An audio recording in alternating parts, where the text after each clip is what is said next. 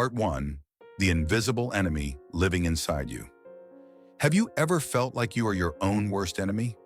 Like there is an invisible force living inside you, a ghost in your own home, quietly sabotaging your most cherished relationships. It's the phantom that holds you back from your potential, whispering doubts into your ear at the exact moment you are about to succeed. You have a goal, a value, a dream, a sincere desire to be a better person. And yet, you find yourself doing the very thing you swore you would not do. You resolve to be patient, only to let a sharp, cutting word escape your lips. You decide to be disciplined, only to find yourself lost in hours of meaningless distraction. Or perhaps you deeply crave connection, yet find yourself pushing away the very people who try to get close, triggered by a subconscious fear of abandonment that you can't even name. This isn't just a simple lack of willpower. You know it's deeper than that. It feels like a battle being waged in the quietest corners of your soul, a struggle against an internal traitor who knows all your weaknesses. It is one of the most exhausting and confusing experiences of being human, to have your own mind, your own heart, feel like enemy territory. But what if this saboteur, this inner enemy, isn't an enemy at all? What if I told you that this invisible force is actually the most misunderstood, most powerful, and most neglected part of who you were created to be? The answer to that question is the key to true inner peace. But before we can unlock it, we must first understand the great lie we have all been told about our dark side. You see, from a young age, we are taught a dangerous oversimplification. We are told to fear the darkness within us, to suppress our anger, to deny our envy, to hide our pride, to pretend our fears don't exist. We are handed a mask of perpetual positivity and told that to be a good person, we must be all light, all kindness, all the time. We strive to build a life based on this ideal, a beautiful house with pristine white walls. But this very belief is the chain that keeps you in a prison of self-sabotage. The great psychologist Carl Jung, a man who dedicated his life to mapping the human soul, discovered that this approach is not only wrong, it is profoundly dangerous. Because when you deny a part of yourself, it doesn't vanish. It is simply pushed down into the cellar of your unconscious mind. And there, in the darkness, it doesn't die. It festers, it grows, it learns to operate from the shadows, controlling the plumbing and cracking the foundations of the very house you're trying to build. This is why the lights in your kitchen flicker with unpredictable mood swings. It's the source of that cold draft you feel from under a perfectly sealed door, anxious thoughts that slip into your consciousness when you least expect them. It's the reason fine cracks begin to spiderweb across those pristine white walls, manifesting as the sudden, sharp irritability that damages the relationships you treasure most. This isn't about embracing evil or giving in to destructive impulses. This is about courage and responsibility. It's about the profound wisdom in knowing your own capacity for darkness, not to act upon it, but to integrate it. To integrate your shadow means to have the humility to look it in the eye and say, yes, that is in me too. It means feeling that bitter sting of envy when a friend succeeds. But instead of letting that poison fester, you pause. You transform it into a question. What part of their success resonates with a deep desire in me? You then use that energy not for resentment, but as fuel to pursue your own unique path with renewed fire.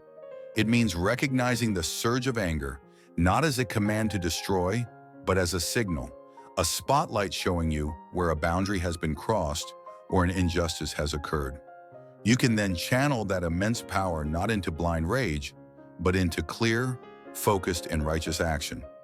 It means admitting your capacity for pride, seeing it rise when you are challenged, and choosing instead to cultivate a quiet, powerful humility, the kind that allows you to learn from anyone and grow beyond your current limits. An enemy you refuse to see is the one who will always defeat you, but an enemy you understand, an enemy whose tactics you have studied, is an enemy you can overcome. This process of turning to face the saboteur within is the first step toward becoming the master of your own house, rather than a guest tormented by a ghost. It is the beginning of integrity, where you are no longer divided against yourself. And this leads to a terrifying, life-altering question. By trying to destroy your darkness with denial and suppression, are you accidentally severing your connection to your greatest source of strength, character, and authentic power? The shocking answer to that question is the secret we are about to uncover. Part 2. The dangerous lie about your dark side. In the previous part of the video, we were left with a haunting question. By trying to wage war against your own darkness, are you accidentally destroying your greatest source of strength? The simple, world-altering answer is yes. For centuries, we have been told a deeply corrosive lie. A lie so pervasive, it has become the bedrock of our self-improvement culture. The lie is that your flaws, your insecurities, your capacity for anger, and your moments of doubt are defects in your character. They are seen as errors in your code, faulty parts that must be systematically removed and discarded if you are ever to become whole. We are taught to treat the human soul like a machine. When a gear grinds, you replace it. When a wire frays, you cut it out. But the soul is not a machine. It is a living, breathing garden. And you cannot create a flourishing garden by declaring half of your soil to be unworthy and trying to rip it out. To do so is to invite erosion, to starve the roots, to guarantee that nothing of substance, nothing beautiful or strong, can ever truly grow. The very things you've been taught to label as weeds, your frustration, your fear, your sorrow, are often indicators of the soil's deepest needs. They are not the problem. They are messengers trying to tell you what the garden needs to thrive. And this is precisely where most well-intentioned advice leads you astray. It tells you to just think positive, to choose happiness, to wallpaper over the cracks in your foundation with affirmations. But you know the strange and frustrating truth of this. You have lived it. Have you ever noticed that the more desperately you try to force a positive thought, the more mocking and persistent the voice of doubt becomes? The more you try to suppress a feeling of anxiety, the more it tightens its icy grip around your chest? Why? Why does fighting a negative thought feel like pouring gasoline on a fire? The reason is a fundamental, inescapable law of the human spirit. It's a secret hidden in plain sight.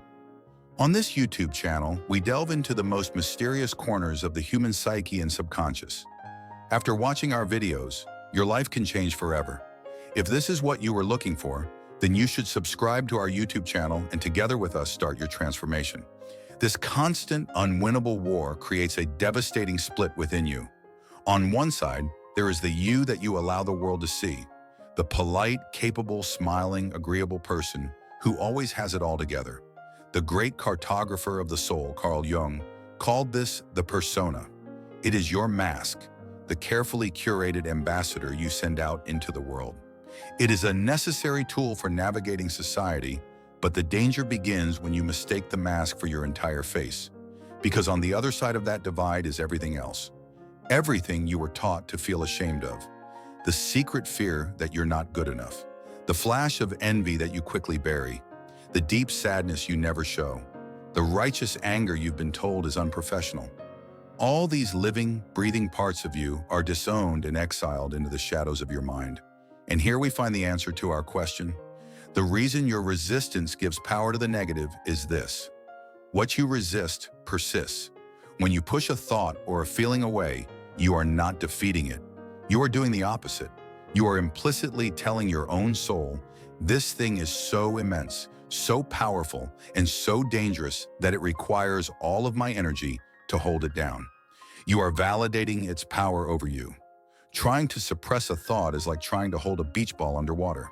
It takes enormous, constant effort, and the moment your focus wavers, it erupts to the surface with even greater force, often at the most inopportune time. You are not fighting the darkness. You are feeding it with your attention, your fear, and your energy. You are unknowingly making it the secret king of your inner world. This vast, hidden, and rejected part of you is what Jung called the shadow. And it does not simply lie dormant in the cellar of your psyche. It is active, it is alive, and it is running your life from behind the scenes, pulling strings you don't even know exist. So what is the simple, stunning truth about this shadow that, once understood, holds the key to unlocking your true, God-given potential? What happens when you stop fighting and turn to face it? The answer will change not only how you see yourself, but how the entire world sees you. And we will reveal it in the next part. Part 3, the secret Jung actually discovered, and it's not what you think. We have arrived at the very heart of the mystery, the answer to the question that has haunted humanity for ages. What happens when you stop fighting the darkness inside you and finally turn to face it? The great secret that Carl Jung discovered, the truth that changes everything, is this. Your shadow is not the evil part of you. It is the disowned part of you. It is not a pit of demons. It is a lost and forgotten treasure vault. Inside, you have locked away every part of yourself that was once judged as unacceptable by the world around you. Every spark of your personality that didn't fit into the neat, tidy box you were expected to live in. Imagine a child full of life. A little boy with a wild, defiant energy who questions everything. Or a little girl who feels things so deeply that her sorrow and her joy are like powerful storms. A parent, tired and overwhelmed, says to the boy, "Stop being so difficult. Just listen and obey." Or they tell the girl, "You're being too sensitive. You need to toughen up." In that single moment, a sacred contract is broken. The child learns a devastating lesson. My independent spirit is difficult. My deep feelings are a weakness. And so, to survive, to be loved, they do the only thing they can. They take that vibrant, essential part of their soul, lock it away in the deepest cellar of their mind, and try to forget the key even exists. It falls into the shadow. They disown it to conform. But here's the question that could change the entire course of your life. What if the most powerful, ambitious, and creative parts of your character are currently trapped in that very same vault? The proof of this is not hidden in ancient texts. It is visible in the fabric of our everyday lives, and we are about to uncover it. You see, the shadow is not just a storage unit for the uncomfortable feelings we're told to hide, like anger or envy. For many of us, it is also the resting place of our greatest, God-given strengths. It holds the fierce strength that was shamed as aggression. It contains the burning drive to build and create, which was dismissed as selfish ambition. It protects the profound sensitivity that allows for true compassion, which was mocked as weakness. It holds the quiet need for solitude to replenish your spirit, which was judged as being antisocial. Now let's revisit our question. Could the unrefined gold of your greatest virtues be lying dormant in your shadow? Think of your own life. That righteous anger you felt as a child when you saw an injustice, the anger you were told to suppress, was not a flaw. It was the raw, untamed ore of a passion for justice. If reclaimed and refined with wisdom, it doesn't lead to bitterness. It becomes the fuel for courageous, world-changing compassion. That stubbornness you were always scolded for, that refusal to simply give up, when brought into the light and guided by purpose, it is transformed into the unshakable perseverance that allows you to fulfill your promises and stand firm in your convictions when others falter. And what about that tendency to daydream, the one for which you were called lazy or unfocused? That wasn't a defect. It was the seed of vision. Refined and cultivated, it becomes the ability to see possibilities where others see only walls, to imagine a better future and then find the path to build it. Your shadow doesn't hold your evil, it holds your potential. It contains the raw, powerful, and untamed essence of who you were created to be before the world told you who you should be. But this raises the most important question of all. If this treasure is locked away in darkness, how do you find it? How do you know what specific virtues and strengths are waiting for you, ready to be reclaimed? You don't have to guess. You don't need to go on a mystical quest. The shadow in its wisdom gives you clues every single day. In fact, it constantly sends you a messenger, one that reveals everything. Who is this messenger? The answer is hiding in plain sight, in your strongest emotional reactions to the people you meet every day. And in our next part, we will show you exactly how to recognize it. Part 4, the messenger, how your shadow speaks to you. Every day, we left off at the threshold of a profound discovery. You now know that the most powerful parts of your potential, your greatest strengths, are locked away in the forgotten vault of your shadow. But if this treasure is hidden in darkness, how do you find the map? The answer is that the map is delivered to you every single day. Your shadow has a messenger, and it communicates through a language you already speak fluently, even if you don't realize it. That language is your own powerful, unfiltered emotional reactions. The great secret to understanding this language is a principle Jung called projection. To put it simply and directly, everything that irritates you, fascinates you, or provokes an irrationally strong emotional reaction in you about another person is a direct message from your own shadow. It is a secret, coded letter from the disowned part of your soul. Think about it. That public figure whose arrogance makes your blood boil. That acquaintance whose perceived laziness fills you with a hot wave of contempt. That person you judge as weak or overly emotional, sparking a feeling of disdain. These intense reactions are not random. They are flares sent up from the lost territories of your own inner world. When you are infuriated by someone's arrogance, you are often meeting a projection of your own disowned power and ambition. Perhaps you were taught that a desire to lead or to build was prideful or selfish. So you buried that divine spark of righteous ambition. Now when you see it in someone else, even in its distorted, arrogant form, it enrages you because it's a painful reminder of the strength you were told you had no right to own.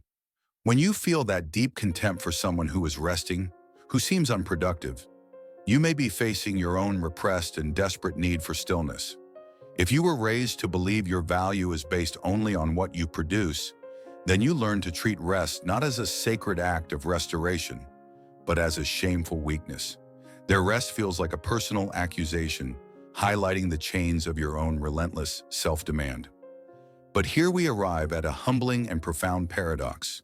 Why do we often judge others most harshly for the very flaws we ourselves possess, or for the very virtues we were forced to abandon? This psychological phenomenon is not a coincidence. It is a spiritual law. It has a name, and understanding it is the key that unlocks immense self-awareness and compassion. We will reveal it in just a moment.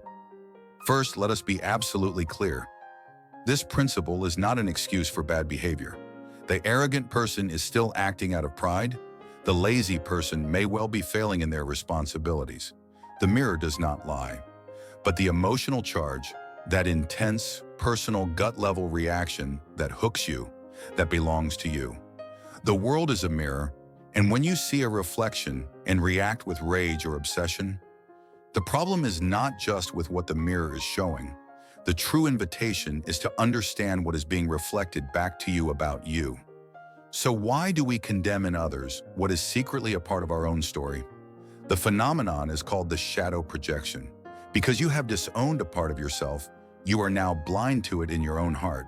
But your psyche, in its deep, God-given wisdom, yearns for you to become whole. So it does something remarkable. It makes you see that trait everywhere you look in the outside world.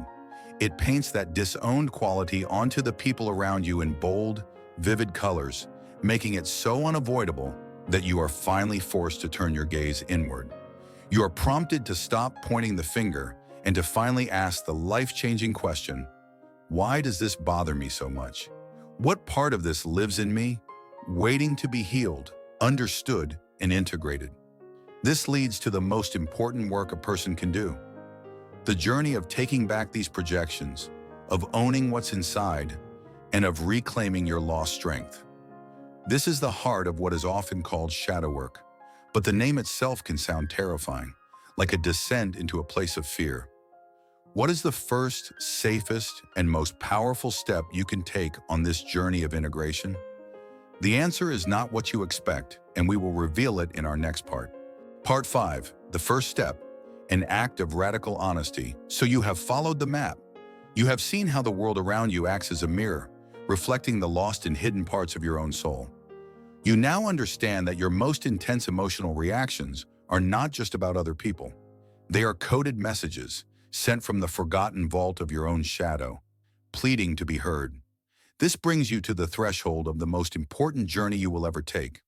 But what is the first step? What does it truly mean to begin this work of reclaiming your whole self? The first step is not a complex ritual. It is not a mystical chant or an elaborate psychological exercise. It is something far simpler and far more courageous. It is a single quiet act of radical self-honesty. It is the willingness to sit alone in the quiet of your own heart and gently ask the question that your pride has defended against your entire life. What if the very thing that I judge most harshly in others is a part of me that I am afraid to see? This is not an invitation to self-punishment. It is the opposite. It is an act of profound and responsible stewardship over the sacred ground of your own soul. Imagine your inner world as a home. For years, certain rooms have been locked, gathering dust and shadows. This first step is simply deciding to find the key, to turn on the light, and to begin the noble work of cleaning your own house so that it can truly become a place of peace, strength, and hospitality for others. But our minds are masters of self-deception. The very moment you attempt this act of honesty, a loyal guardian will rise up to stop you. A voice inside will immediately protest. No, not me. I am nothing like them. My anger is justified. Theirs is just pure arrogance. This inner lawyer is brilliant at its job. Its sole purpose is to protect the pristine image of your persona, the mask you show the world. So how do you gently bypass this powerful defense mechanism to get to the real, healing truth? There is a simple, almost surgical technique, a single question that can cut through the noise and open the door to genuine self-awareness. We will give you that key in just a moment. First, you must understand the purpose of this work. This is the absolute core of the journey. The goal is never to indulge the darkness you find. It is to understand it, to bring your pride, your envy, your fear into the light of your conscious awareness so that they no longer control you from the shadows. This is the very essence of moral responsibility. A person who is unaware of their own capacity for bitterness is a slave to it, reacting unconsciously and poisoning their relationships. But a person who has the courage to honestly acknowledge that seed of bitterness within them gains the power to manage it. They can choose to transform that energy, not into resentment, but into a deeper compassion for the wounds that cause bitterness in the first place, both in themselves and in others. You cannot heal what you refuse to see. Now for the key, here is the question that bypasses your inner defenses. Take a piece of paper. Bring to mind a person who deeply irritates, offends, or angers you. Instead of listing all the things that are wrong with them, you are going to complete one sentence, forcing yourself to write at least 3 different endings. That sentence is, I am also because. For example, if you are enraged by someone's arrogance, you might write, I am also arrogant because I sometimes refuse to ask for help, believing I should be able to do it all myself. Or, I am also arrogant because when I feel insecure, I talk over people to prove my point. If you feel contempt for someone's perceived weakness, you might write, I am also weak because I avoid difficult conversations to keep a false peace. Or, I am also weak because I say yes to things that drain my spirit just to win someone's approval. This is not about agreeing with the other person's behavior. It is about having the humility to find the seed of that very same human trait within your own heart. Doing this feels humbling. It can even feel painful, like a splinter being drawn out. So why would anyone willingly undertake this difficult work? What is the ultimate reward? The reward is not just a quiet mind. It is a specific kind of power, an authentic, unshakable strength that most people will never know. And in the hidden gold that lies waiting in that darkness, you will find the source of your true and lasting value. We will uncover exactly what that is in our final part. Part 6, the gold in the darkness, the power you will reclaim. Why would anyone voluntarily step into the discomfort of meeting their own shadow? Why walk into the locked rooms of your own heart, knowing you might not like what you find there? You do it because, as the great explorer of the soul, Jung, famously declared, within the shadow, you will find the gold. This isn't just a poetic phrase. It is a profound spiritual and psychological law. All the immense energy you have been wasting day after day, year after year, the energy spent holding up a mask, suppressing your feelings, and judging the world around you, does not simply vanish when you stop. It is returned to you. It is reclaimed. And with this reclaimed energy, you are given 3 divine gifts. First, you are given the gift of authenticity. For your entire life, you have likely been carrying the exhausting weight of a role. The role of the good son, the perfect mother, the strong leader, the easygoing friend. This role, this persona, is a mask. And while masks can be useful, living in one is a form of self-imprisonment. The moment you begin the honest work of integrating your shadow, that mask begins to dissolve. The need to pretend, to perform, to curate the perfect image for public approval simply falls away.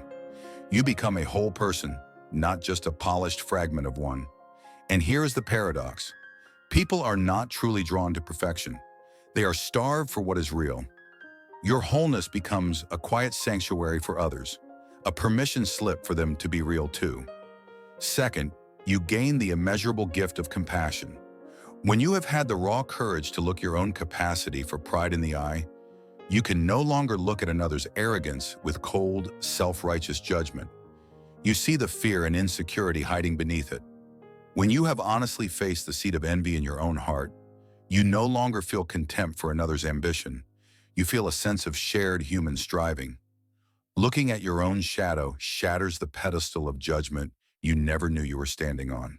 You stop seeing other people as villains in your story and begin to see them as fellow travelers, each fighting a hard battle in the landscapes of their own souls. This is the very foundation of empathy, the beginning of a love that heals. This all sounds noble. But what is the most tangible, most life-altering power you receive? What if I told you that integrating your shadow is the secret to finally breaking the lifelong, frustrating patterns of self-sabotage? The link between the shadow and that inner saboteur is direct and profound, and it is the key to your freedom. This leads to the third and most crucial gift. You reclaim your disowned power. That fierce, righteous anger you were taught to suppress as a child, it is not evil. When reclaimed and guided by wisdom, it is transformed into the assertive, protective energy you need to stand for your values and guard your family. That burning ambition you were told was selfish, it was the raw ore of your God-given drive. When you bring it into the light, it becomes the engine of responsible stewardship. The ability to build, to create, and to manage your resources with wisdom so that you can better serve those you are called to lead and love. You finally learn the sacred truth that you cannot pour from an empty cup. Tending to your own strength is not an act of selfishness.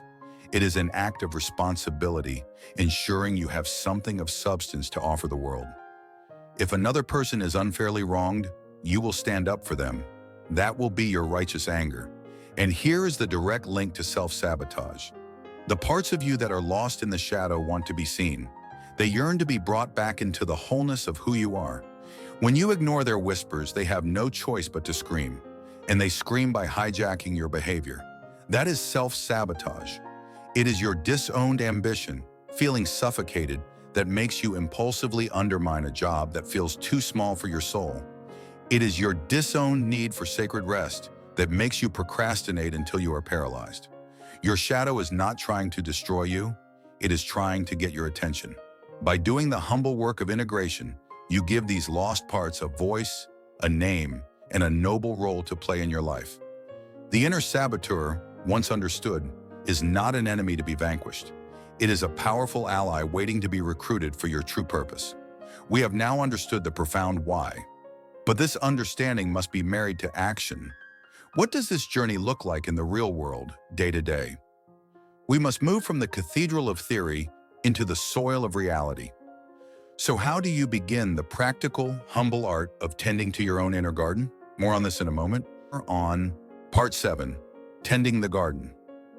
A practical guide to integration. Everything we have discussed is not a final destination. It is a daily practice and a lifelong commitment. It is the art of tending to the garden of your soul. A beautiful garden does not happen by accident. It is not created by a single dramatic act of will, but by the patient, humble, and consistent work of cultivation. This work requires two things above all else: unwavering awareness and courageous dialogue. Awareness is the skill we have already begun to cultivate. It is the discipline of seeing the world not just as a random series of events, but as a mirror reflecting the hidden truths of your own heart. It is the moment you feel that familiar, hot jolt of irritation at a colleague's behavior, or that cold wave of judgment toward a stranger, and instead of reacting blindly, you pause. You learn to ask the quiet, transformative question: what is this trying to tell me about myself? What disowned part of my own story is being shown to me right now? But awareness on its own is not enough. To simply see the weeds in your garden is one thing. To truly transform the soil, you must engage with them. You must begin a dialogue with the parts of yourself you have spent a lifetime trying to silence. This may sound strange, even unnerving. The idea of talking to a part of yourself can feel like a step into delusion. How can you have a genuine conversation with your own shadow, with your anger or your fear, without feeling like you are losing your mind? The truth is, there is a grounded, profoundly practical method for this. It is not mystical, and it is not a descent into fantasy. It is a structured psychological discipline, a tool for responsible leadership over your own inner world. Think of it this way. A wise and effective king does not only listen to his most agreeable and flattering advisors. To do so would be to rule in ignorance, blind to the real problems and brewing rebellions in his kingdom. A true leader listens to all of his counselors, especially the difficult ones, the ones who bring uncomfortable news. He listens not to blindly obey their every demand, but to gather the full truth so he can make a decision rooted in wisdom, not just optimism. You are the leader of your inner world. Your forgotten character traits cast into the basement, these are your advisors. For too long, you have banished the most challenging ones from your court, and in their exile, they have been fomenting a rebellion, sabotaging your best efforts from the shadows. Your job now is to invite them back to the table, to listen, not to be overthrown. Here is the method. It is a form of active imagination done through the simple, clarifying act of writing. First, find a quiet space in a journal. This act alone is a signal to your soul that you are ready to listen. Second, identify the specific feeling or trait you want to understand. Give it a name, not to be playful, but to give it form. It could be my procrastinating self, my inner critic, or my people-pleasing self. Third, on your page, you will create a dialogue. As you, your conscious, reasoning self, you will write a genuine question. For instance, why did you make us procrastinate on that important project today? Why did you make us waste hours when we knew it was wrong? Finally, and this is the act of courage, you allow the other part to answer. You step aside and write whatever comes to mind without judgment or filtering. Do not try to make it sound wise or profound. Just let it speak. The answer that emerges might shock you with its simple, painful honesty. The procrastinator might reply, "Because I am utterly exhausted and you never ever let us rest. You treat our body and spirit like a machine." Or it might confess, "Because I am terrified of this project. I am terrified that our best won't be good enough. And if we fail, I don't know if you can handle the shame." Suddenly, the enemy is revealed not as a malicious demon of laziness, but as a protector trying to shield you from burnout, or a frightened child trying to avoid pain. This dialogue brings the unconscious motive into the light of your awareness. And once it is in the light, you can address it with wisdom, not just brute willpower. You can make a conscious choice to schedule true rest, or to break the task down into smaller, less frightening steps. You replace inner war with inner diplomacy. By doing this, you are doing more than just managing your flaws. You are walking the path that Jung called individuation. It is the sacred journey of gathering all the lost, exiled, and forgotten parts of yourself and becoming whole. But what is the ultimate purpose of this journey? What does this whole person, this integrated soul, actually look like in the real world? In their work, in their family, in their faith? Part 8. The goal of the journey, becoming unshakable. We have walked a long and winding path together, from the dark cellars of the psyche to the illuminating power of awareness. We have seen the map and we have found the key. But to what end? Where does this profound journey of integration ultimately lead? The destination is not a place, but a state of being. The great goal of this sacred work is to become what Jung called an individuated person. This word, individuated, can be misleading. It does not mean becoming eccentric, isolated, or detached from the world. In fact, it means the very opposite. It is the journey of becoming truly, indivisibly yourself. It is the courageous process of clearing away the debris that has accumulated over a lifetime. The fear-based lessons, the shaming voices of the past, the seductive lies of society. You sweep away all that is not you, so that the person you were created to be, for the purpose you were designed to fulfill, can finally emerge into the light. The individuated person is not someone who has magically erased their shadow. They have not become a perfect, flawless being of pure light. Instead, they are something far more powerful. They are someone who is no longer secretly controlled by their shadow. They have brought their inner world into a state of conscious, responsible order. Because they no longer project their own disowned darkness onto others, they are finally free from the corrosion of bitterness and the chains of resentment. They can look upon the world with clear eyes and a compassionate heart.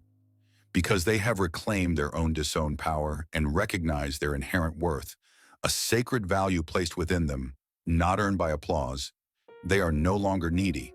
They are no longer a beggar for the approval of others. Their peace is not a fragile thing, dependent on the shifting opinions of the crowd. It is a deep, quiet wellspring within them. They have become unshakable. But hearing this, a question might arise, a subtle but important fear. Does this path of becoming an individual lead to a life of lonely self-sufficiency? Does this deep focus on your own inner world inevitably build a wall between you and the people you love? The answer to that question is not just a simple yes or no. It is one of the most beautiful and life-altering paradoxes of the human spirit. The truth is, this journey inward is the only path to truly deep and meaningful connection outward. How can this be? Because this journey is not, and never has been, an act of self-centered improvement. It is the highest and most profound form of stewardship. When you do this work, you are not just cleaning your own house for your own comfort. You are building a strong inner vessel, a fortress of peace and integrity, so that you can become a source of strength and light for your family, your community, and the world. You are finally able to love not from a place of desperate need, but from a place of overflowing fullness. You cease to be a drain on the world's energy and become a fountain. And here we find the answer to our paradox. The reason this journey deepens your relationships is because you finally stop using other people to fill the holes in your own soul. Before this work, we are all unconsciously guilty of it. You look to your spouse to provide the validation you don't have for yourself. You use your friends as a distraction from the inner silence you cannot bear. You demand that your children fulfill the ambitions you were too afraid to pursue. You are not loving them, you are using them as tools to manage your own unhealed wounds. But the individuated person is different. Having found their worth within, they no longer need to extract it from others. Having made peace with their own fears, they no longer need others to shield them from reality. And so, for the first time, they can truly see the people in their life. They can meet them as they are, not as they need them to be. They can love them more purely, more freely, more selflessly than ever before. By diligently and humbly tending to your own garden, you do not isolate yourself. You create a beautiful, safe, and nourishing sanctuary where others can find rest. You now hold the key. You have been given the map. You understand the simple, world-changing truth about the human soul and its shadow. You have the tools for integration. But knowledge on its own is just a collection of interesting facts. It is not enough. The final and most important question is not one of understanding, but one of choice. What will you do with this truth, starting today? That choice is the only thing that separates a life of quiet desperation from a life of unshakable peace. Part 9. The choice that defines your future. We have come to the end of our journey, but to the beginning of yours. We have traveled into the hidden landscapes of the soul, walked through the shadowed valleys, and returned to the light, not empty-handed, but with a truth more precious than gold. The simple, world-altering truth is this. The part of you that you have feared the most, the part you have fought and suppressed your entire life, is not your enemy. It is not a monster in your cellar. It is your disowned potential. It is your unrefined power. It is the raw, untamed ore of your greatest strength, waiting for the refining fire of your courage. Your shadow is your path to becoming whole. To continue to fear it is to remain a prisoner in a cell of your own making, forever tormented by a ghost you refuse to face. To ignore it is to willingly give it the keys to your life, allowing it to secretly steer you into the same repeating cycles of self-sabotage and broken relationships. To fight it is to declare a civil war against yourself, wasting your divine energy in a battle that can never be won, only perpetuated. The only path to freedom, to authentic power, and to the unshakable peace your soul craves is the path of courageous, humble integration. This is not easy work. Let us be clear about that. This path demands more of you than any path of simple self-improvement. It demands the humility to admit you do not have all the answers. It demands the raw honesty to look at the parts of yourself you have spent a lifetime avoiding. It requires the profound courage to sit with your own discomfort, to face your own pride, and to whisper, yes, this too is a part of me.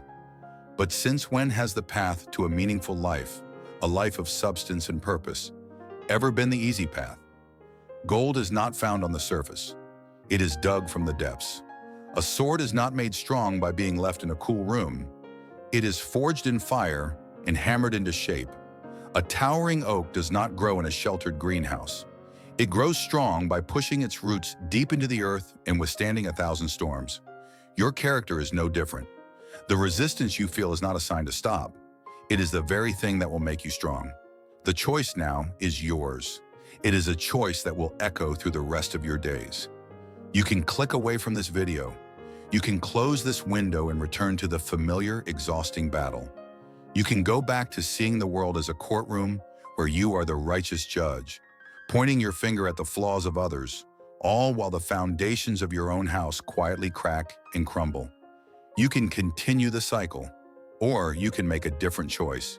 Not tomorrow, not next week. Right here, in the quiet of this very moment, you can choose to take the first, small, noble step. You can decide that from this day forward, you will see the world not just as a random collection of people to be judged, but as a sacred mirror. You can commit to asking the brave question when that jolt of anger or envy strikes. What is this showing me about myself? You can pick up a pen and a journal, not to write a perfect story, but to have an honest conversation. You can begin the quiet, patient, holy work of becoming whole. This is not just another idea for you to consider. This is the journey your soul is calling you to. It is the adventure you were born for. It's the path to finally becoming the person you were created to be. Beneath all the noise, all the expectations, all the fear. Strong, not because you have no weakness, but because you have the courage to embrace it. Authentic, not because you are perfect, but because you are no longer pretending. Compassionate, because having walked through your own darkness, you can now hold a light for others in theirs. And finally, pause, at peace. That peace is waiting for you. The choice is yours. Begin.